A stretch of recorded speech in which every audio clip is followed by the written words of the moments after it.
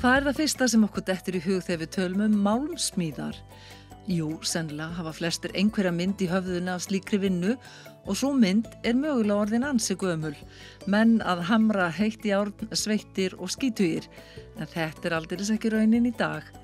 Við heyrðum af glænýrri ítalskri vatnsskurðarvél sem verið var að setja upp við málmsmíða og vélstjórnabraut Fjölbrautaskólans á Sauðárkróki og hittum glaðbeita kennara og nemendur þar á dögunum. Draumurinn búinn að svolítið lengi, hann búinn að 12 ár.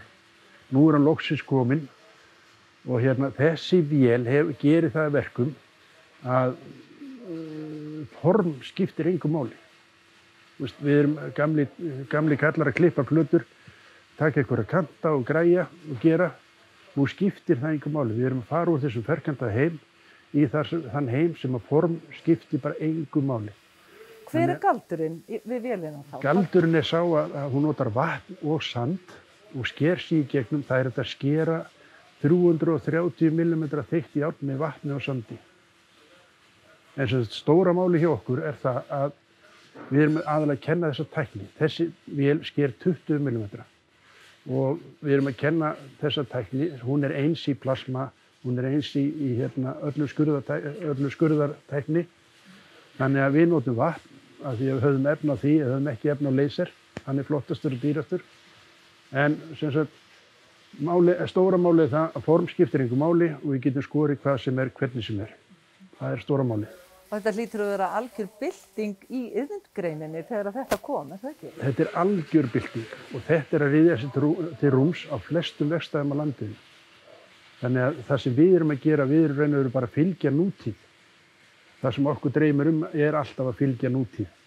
Þó að kennararnir þurfa að læra helling til þess að komast þá leið. En þannig að nemendur sem eru hérna, þeir eru bara klárir að vinna á þessa tækni og geta labba út í atvinnulífið og gert það sem gera þarf.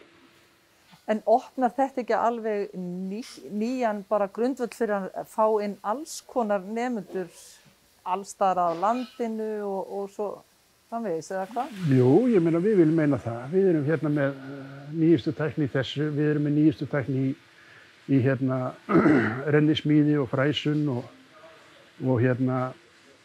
þannig að við teljum á okkur nokkuð sterka að komast þessu leið. En hvaðan kemur maskínan? Hún kemur frá Ítalíu og hún kom reynda síðastliðið vor og við erum búin að bíða eftir uppsetningu vegna þess að það þurfti að flytja inn Ítala til þess að kenna okkur á hana.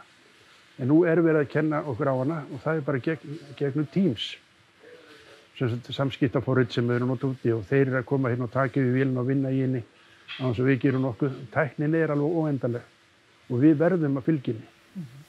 Frá því að þú byrjar í þinni iðngrein og til dagsins í dag, þetta ekki alveg ofboðslega breyting? Jesús Kristur, það alveg svakaleg breyting. Það að skemmtilega við það að við skulum halda áfram alltaf. Við erum ekki alltaf bara með þjöl og brennar á, við höldum áfram, við notum þessu tækni. Hún notuð á öllum verkstæðum á landinu sem segir okkur það enn og aftur og við þurfum að fylgja þessu. En þessi iðngrein, hún tengist mjög mikið sjávarútvegi, það ekki rétt?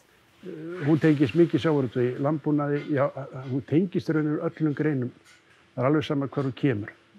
Ég meina, þú ert bara að búa til listaverk, þú gert það hérna. Þú ert að búa til eitthvað inn á skrifstofu, þú gerir það hérna. Við erum allstaðar. Þetta bara svolítið eins og FabLab í öðru formi, eða hvað? Þetta FabLab í öðru veldi. Hérna getum við reynilega bara gert hlutina. Við skerum 20 mm þykkt járn eða 0,8. Það skiptir engu máli. Og hvar erum við að nota þetta? Við erum allstaðar að nota þetta. Inn á heimilum, í sjávarútvegi, í bílum. Við erum allstaðar að nota þetta. Hvað sem margar nemendur? Þeir eru 15 sem byrjuðu núna á grunddeild. Grunddeildin tekur 12. En brottfall mikið í námi hérna? Já, það það eins og annar staðar. Það sjálfst í svipuðu hlutfalli. Krakkar koma hérna og þau byrja í þessari grein, átta sig kannski næsta grein við hliðina hentar þeim betur, þá bara færa þessu. Sem gott, ég meina þau þurfa að finna sinn farveg og það bara frábært að gera það í Fjölbrautaskóla eins og þessum hérna á Sauðárkróki. Því að hérna erum við að kenna svo marga greinar að fólk getur fundið sig.